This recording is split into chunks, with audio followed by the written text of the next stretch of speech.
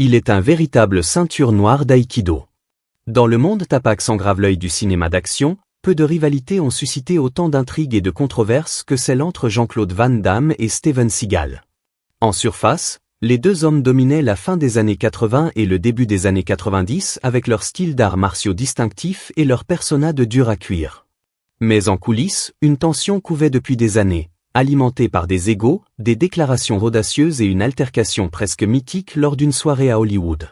Clint Eastwood n'a pas besoin d'être un tireur précis. Il suffit que ça en ait l'air. Donc, je ne reproche pas cela à Steven Seagal. Alors que Seagal se présentait comme un mystérieux maître d'aïkido avec des liens supposés avec des opérations secrètes, Van Damme restait plus terre à accent grave-terre, un kickboxeur accompli avec une véritable expérience en tournoi. Avec le temps, les histoires de Seagal ont commencé à ressembler à des mythes, tandis que Van Damme laissait ses actions parler plus fort que ses mots. Cependant, lorsqu'il était poussé à bout, Van Damme ne se retenait pas. Dans une interview, il s'est penché en avant et a déclaré simplement « Il est temps de dire la vérité. » Voici l'histoire de cette vérité. J'aimerais voir un poème sur Steven Seagal. Il devrait perdre du poids. Et pourquoi tant de gens pensent que Steven Seagal, en fait, un imposteur? L'ascension de deux héros d'action. Avant que leur querelle ne fasse les gros titres, Jean-Claude Van Damme et Steven Seagal chevauchaient la même vague explosive de la célébrité dans les films d'action hollywoodiens. Tous deux ont émergé durant l'âge d'or des films d'action. Mais leur parcours et leurs approches de la célébrité ne pouvaient être plus différents. Steven Seagal a fait son entrée en 1988 avec Above the Law, présenté non seulement comme une star d'action, mais aussi comme un véritable artiste martial et un initié des forces de l'ordre. Sa renommée reposait sur l'aïkido, un art martial japonais axé sur la redirection et les clés articulaires. Il était mystérieux, stoïque, et semblait toujours dégager une aura de danger silencieux. Des rumeurs circulaient selon lesquelles il aurait été le premier occidental à diriger un dojo d'aïkido au Japon et qu'il avait des connexions avec la CIA. Peu importait si ces histoires étaient vraies. Les gens y croyaient. Jean-Claude Van Damme, en revanche, était l'opposé du style sombre de Seagal. Né en Belgique, Van Damme s'est forgé dans les arts martiaux compétitifs, remportant des titres en karaté full contact et en kickboxing.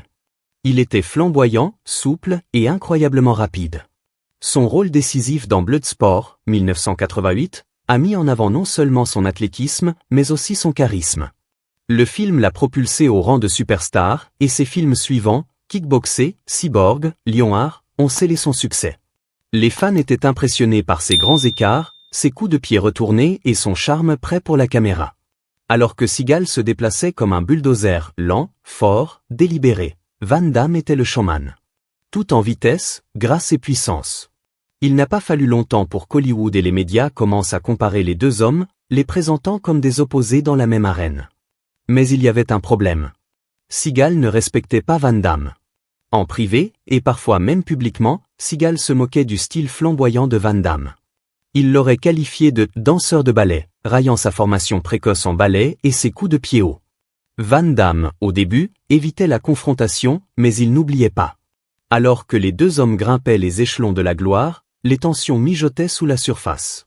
Ce qui aurait dû être une compétition saine a commencé à se transformer en mépris personnel, du moins du côté de Seagal. Il parlait souvent de manière condescendante des autres stars des arts martiaux, comme Chuck Norris, les élèves de Bruce Lee, et même des cascadeurs légendaires. Van Damme était simplement la cible la plus constante. Ce que ni l'un ni l'autre ne réalisait à l'époque, c'est que cette rivalité ne définirait pas seulement leur carrière, mais révélerait bien plus que des égos blessés. Elle mettrait en lumière qui était authentique et qui jouait simplement un rôle. Ego et manque de respect, où tout a commencé. Les rivalités à Hollywood ne sont pas nouvelles, mais celles entre Jean-Claude Van Damme et Steven Seagal étaient d'un autre genre. Ce n'était pas une querelle fabriquée par un studio ou un coup monté par les médias. C'était personnel. Et tout a commencé avec l'ego, le manque de respect et l'habitude incessante d'un homme de rabaisser les autres pour se mettre en avant. Pensez-vous qu'il est un artiste martial? Non. Pensez-vous que Jean-Claude est un dur à cuire? Non. À la fin des années 80 et au début des années 90, les deux hommes étaient au sommet de leur carrière. Ils étaient les visages des arts martiaux dans le cinéma occidental. Mais au lieu d'un respect mutuel entre deux géants du genre, Steven Seagal a clairement fait savoir qu'il n'aimait pas Van Damme et qu'il ne le considérait pas comme authentique. Dans les premières interviews, Seagal ne se retenait pas. Il se moquait des références de combat de Van Damme, insinuant que ses coups de pied spectaculaires et son passé de danseur étaient purement théâtraux. Dans une citation tristement célèbre, Seagal aurait dit « Van Damme ne pourrait pas se battre pour sortir d'un sac en papier ». Cette phrase résonnerait pendant des années. Pour les fans, c'était déroutant. Van Damme avait réellement combattu. Il avait remporté des compétitions réelles en Europe et s'était entraîné dans plusieurs disciplines. Seagal, en revanche, n'avait aucun historique de tournoi documenté. Son passé martial reposait sur l'aïkido, un art souvent critiqué pour son manque de praticité dans un combat réel. Pourtant, il se comportait avec une confiance suprême. Seagal n'agissait pas seulement comme un maître, il le proclamait et s'attendait à ce que le monde le croie. Mais ses attaques contre Van Damme n'étaient pas isolées. Seagal avait l'habitude de dénigrer d'autres artistes martiaux de l'industrie. Il s'en est pris à Chuck Norris, remettant en question ses compétences de combat, bien que Norris soit un champion du monde de karaté. Il a rejeté les élèves de Bruce Lee, affirmant une fois que Bruce Lee était un acteur, pas un combattant, une déclaration qui lui a valu d'énormes critiques. Il a même attiré l'attention de Gene Lebel, un judoka respecté et cascadeur hollywoodien, qui aurait étouffé Seagal sur un plateau de tournage après que ce dernier eut affirmé que personne ne pourrait le faire. En contraste, Jean-Claude Van Damme parlait rarement en mal de qui que ce soit. Il n'était pas du genre à courir après les controverses ou à provoquer des drames, mais il écoutait et n'oubliait pas. Avec le temps, le manque de respect de Seagal s'accumulait. Pendant que Van Damme continuait à construire sa carrière avec des succès comme Universal Soldier, Time Cop et Chasse à l'homme, les murmures en coulisses devenaient plus bruyants. Seagal parlait mal et Van Damme se préparait à répondre. Les initiés de l'industrie ont noté que l'équipe de Van Damme a commencé à le distancer de Seagal. Lorsqu'on lui posait des questions sur Seagal dans des interviews, Van Damme donnait des réponses brèves et réservées, mais il y avait toujours une lueur dans ses yeux, une expression contenue, comme s'il se mordait la langue. Le véritable tournant est survenu lorsque des rumeurs ont circulé dans les cercles hollywoodiens, selon lesquels Seagal ne se contentait pas de se moquer de Van Damme en privé. Il se vantait de pouvoir le battre dans un vrai combat. À plusieurs reprises, Seagal aurait dit que Van Damme n'était que du spectacle, sans substance. Au début, Van Damme n'a pas mordu à l'hameçon. Mais après avoir entendu ses piques répétées au fil des ans, la star belge de l'action en avait assez de rester silencieuse. Dans une interview, Van Damme a déclaré calmement « Il a une grande gueule. Il aime parler. Moi, je préfère montrer ce que je peux faire. » Lorsqu'on l'a poussé à commenter davantage les remarques de Seagal, il a ajouté avec un sourire « C'est drôle. Je ne me souviens pas l'avoir vu dans un tournoi. » Ces pics subtils étaient la manière de Van Damme de tracer une ligne. Il ne criait pas, il ne devenait pas agressif, mais il faisait savoir au monde qu'il n'avait pas peur de Seagal. Et si Seagal voulait aller plus loin, Van Damme était prêt. Ce qui rendait la querelle encore plus intéressante, c'était la fascination croissante des médias pour celle-ci. Les fans de films d'action voulaient savoir qui gagnerait dans un vrai combat, Van Damme ou Seagal. Les commentateurs et experts en arts martiaux donnaient souvent leur avis. La majorité penchait pour Van Damme. Pourquoi ? Parce que Van Damme avait un historique prouvé de combat. Il ne se contentait pas de chorégraphier des mouvements pour la caméra. Il était monté sur le ring. Pendant ce temps, les références de Seagal semblaient plus difficiles à vérifier. Plus il parlait, plus les gens avaient de questions. Avec qui s'était-il vraiment entraîné ? Où étaient les preuves ? Pourquoi n'y avait-il aucune trace documentée de ses prétendus combats réels ? Mais Seagal continuait de parler. Son arrogance n'avait pas de limite. Cette arrogance finirait par mener à la presque bagarre la plus légendaire de l'histoire d'Hollywood. Quelque chose de si mémorable qu'on en parle encore aujourd'hui. L'incident de la soirée Stallone. C'était le moment que chaque fan d'arts martiaux souhaitait secrètement voir filmer. Le lieu, la somptueuse demeure de Sylvester Stallone à Miami. L'occasion, une fête fastueuse des années 90, remplie de stars d'action, d'élites hollywoodiennes et d'assez de testostérone pour alimenter un film de Michael Bay. Mais les véritables feux d'artifice ne venaient pas de la liste des invités ou du bar ouvert. Ils venaient d'une confrontation longtemps attendue entre Steven Seagal et Jean-Claude Van Damme. Un affrontement qui a failli se produire, mais ne s'est jamais concrétisé. Selon plusieurs témoins oculaires, y compris Stallone lui-même, la soirée s'est déroulée comme un scénario de film. Steven Seagal faisait ses rondes habituelles, racontant des histoires, vantant ses prouesses en arts martiaux, comme à son habitude, rabaissant d'autres stars. Une fois de plus, le nom de Van Damme a été mentionné. Une fois de plus, Seagal a affirmé qu'il pourrait facilement le battre. Mais cette fois, Van Damme l'a entendu de ses propres oreilles. Van Damme profitait tranquillement de la soirée, mais lorsque la rumeur lui est parvenue que Seagal parlait encore de lui, quelque chose a changé. Il en avait assez. Ce n'était pas un plateau de tournage de film d'action. Il n'y avait pas de doublure, pas de séquence au ralenti, et pas de réalisateur criant « coupé ». C'était juste deux hommes dans la même pièce, sans nulle part où se cacher.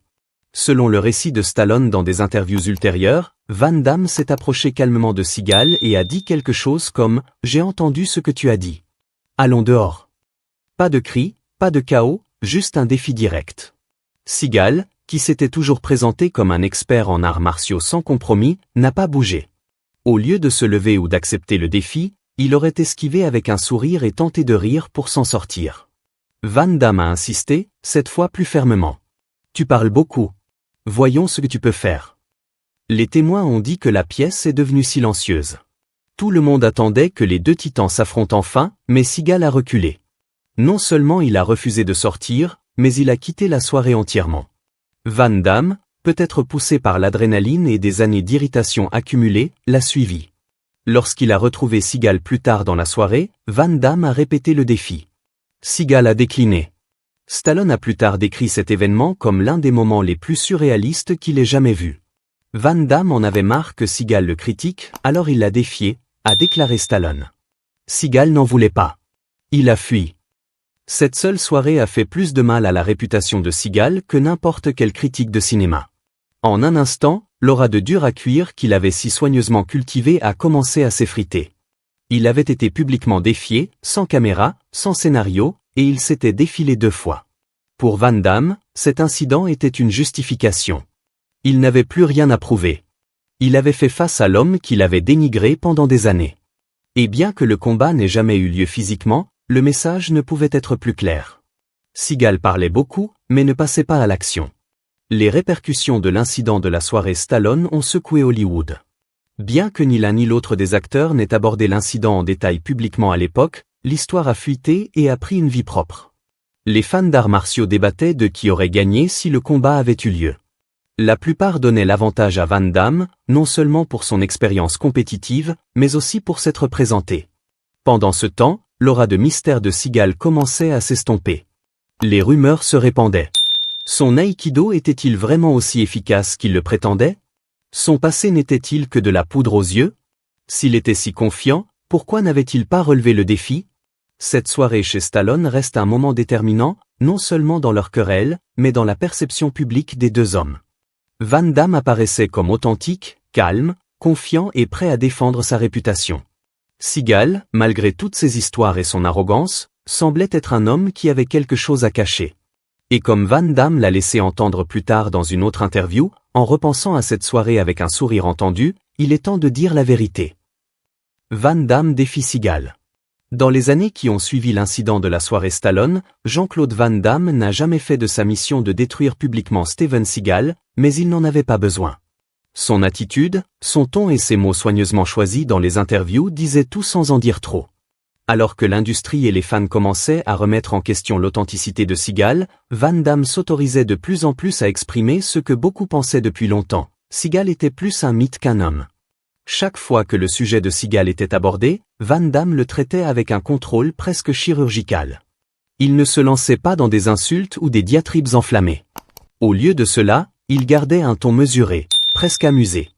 Il parlait de respect pour les arts martiaux, mais soulignait subtilement comment certains acteurs exagéraient leurs capacités. Il mentionnait que les vrais combattants n'ont pas besoin d'affirmer constamment leur domination, surtout pas en dénigrant les autres dans leur domaine. Les observateurs notaient que, bien que Van Damme ne cite jamais de nom dans ses commentaires, le contexte était toujours clair. Il décrivait comment certains artistes martiaux de l'industrie n'avaient jamais réellement concouru, mais avaient construit des carrières autour de légendes fabriquées. Il y avait une critique implicite dans ses déclarations, une attaque ciblée contre quelqu'un qui avait bâti sa marque sur des histoires invérifiables. À plusieurs reprises, Van Damme faisait allusion au fait qu'il avait gagné sa place grâce à la discipline et à un véritable entraînement, et non par des vantardises en coulisses ou des affirmations exagérées. Et lorsqu'il parlait de la soirée Stallone des années plus tard, il n'avait pas besoin de se vanter. Les détails étaient déjà bien connus. Ce qui ressortait, c'était le ton de Van Damme, confiant, calme et ancré dans la réalité. Il ne racontait pas une histoire pour attirer l'attention. Il se souvenait d'un événement qui confirmait ce que lui et beaucoup d'autres soupçonnaient depuis longtemps. Seagal avait peur d'être testé en temps réel.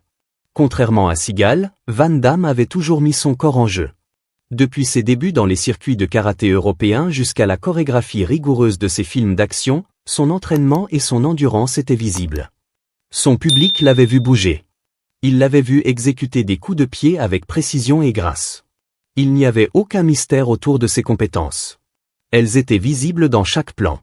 En revanche, les compétences de Seagal semblaient entourées d'ambiguïté. Peu de gens pouvaient pointer du doigt des démonstrations concrètes de ses capacités en dehors d'environnements mis en scène. Son aïkido, bien que respectable en tant qu'art martial traditionnel, manquait de l'impact pratique du kickboxing ou de l'expérience de combat full contact de Van Damme. Et alors que Seagal se vantait fréquemment de ses exploits passés ou entraînement de forces spéciales, gestion de dojo au Japon, voire prétendant à des connexions spirituelles, Van Damme faisait clairement savoir qu'il avait peu de patience pour de telles théâtralités. Dans une interview, Van Damme a discuté de la nature des arts martiaux au cinéma et a expliqué que les films devraient inspirer les gens, pas nourrir les égos. Il a ensuite orienté la conversation, presque nonchalamment, vers une critique de ceux qui se prennent trop au sérieux et tentent d'intimider les autres avec des histoires plutôt que des actes. Sans nommer Seagal, il était clair à qui il faisait référence, l'homme qui n'avait pas voulu sortir chez Stallone. L'homme qui l'avait raillé pendant des années sans jamais prouver sa valeur. Les initiés de l'industrie l'ont immédiatement remarqué. Les commentaires de Van Damme ont résonné parce qu'ils n'étaient pas mesquins. Ils étaient mesurés et dignes. Ils ne cherchaient pas à détruire Seagal. Ils se contentaient de tenir un miroir. Et ce que ce miroir reflétait était inconfortable pour le camp de Seagal, une réputation construite plus sur l'image que sur une réelle capacité de combat.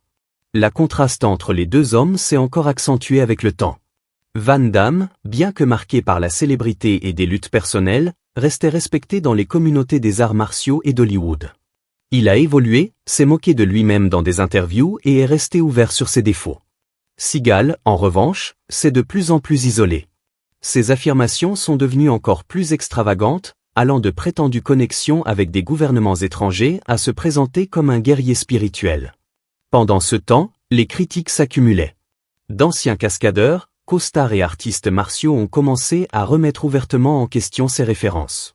Van Damme, toujours le tacticien, s'est simplement retiré et a laissé les autres parler. En fin de compte, son démontage discret de Seagal n'était pas basé sur la vantardise. Il reposait sur la discipline, les résultats et une volonté d'être testé. En se comportant avec humilité et précision, Van Damme a révélé ce que beaucoup soupçonnaient depuis toujours. La vraie force n'a pas besoin de s'annoncer, et parfois, le plus bruyant dans la pièce a le moins à prouver. Les références en arts martiaux, vrais combattants contre acteurs. Au cœur de la querelle entre Van Damme et Seagal se trouve une conversation bien plus vaste, qui résonne dans les gymnases, les dojos et les plateaux d'Hollywood depuis des décennies. Qui est le véritable artiste martial et qui joue simplement un rôle? Dans ce débat, Jean-Claude Van Damme et Steven Seagal représentent deux facettes très différentes de la même médaille. Dès le départ, les références de Van Damme étaient plus faciles à vérifier. Né en Belgique, il s'est entraîné au karaté Shotokan dès son plus jeune âge, obtenant finalement une ceinture noire. Il a également étudié le kickboxing et le karaté full contact, des disciplines qui exigent non seulement de la technique, mais aussi de l'endurance, de la résilience et une réelle expérience de compétition. Son palmarès en tant que combattant amateur était réel, des combats documentés en Europe avec des victoires vérifiables. Il ne s'entraînait pas seulement pour l'écran. Il montait sur le ring et remportait des victoires. Bien avant que Bloodsport ne fasse de lui une star internationale, il se battait, s'étirait, transpirait et développait un ensemble de compétences qui se traduisaient naturellement à l'écran. En revanche, l'héritage martial de Seagal était plus mystérieux et bien plus difficile à vérifier. Son passé en aïkido est largement connu. Il affirmait être le premier occidental à diriger un dojo d'aïkido au Japon, une affirmation répétée si souvent qu'elle est devenue une partie de sa marque. Cependant, de nombreux artistes martiaux, en particulier ceux familiers avec les systèmes japonais, ont commencé à remettre en question les détails. Il ne fait aucun doute que Seagal s'est entraîné en aïkido. Mais l'étendue de sa maîtrise et la véracité de ses accomplissements au Japon restaient floues. À cela s'ajoutait la réputation même de l'aïkido. Contrairement au karaté, au kickboxing ou au jiu-jitsu brésilien, l'aïkido est un art martial non compétitif. Il se concentre sur l'utilisation de l'élan d'un adversaire contre lui, avec des techniques basées sur la redirection, les clés de poignet et les projections. C'est élégant et beau lorsqu'il est exécuté correctement, mais souvent critiqué pour être peu pratique dans des scénarios de combat réels. Les critiques soutiennent qu'il fonctionne bien en théorie ou contre des partenaires d'entraînement coopératifs, mais qu'il ne tient pas la route dans des situations réelles. Cette critique est devenue centrale dans la division entre Van Damme et Seagal.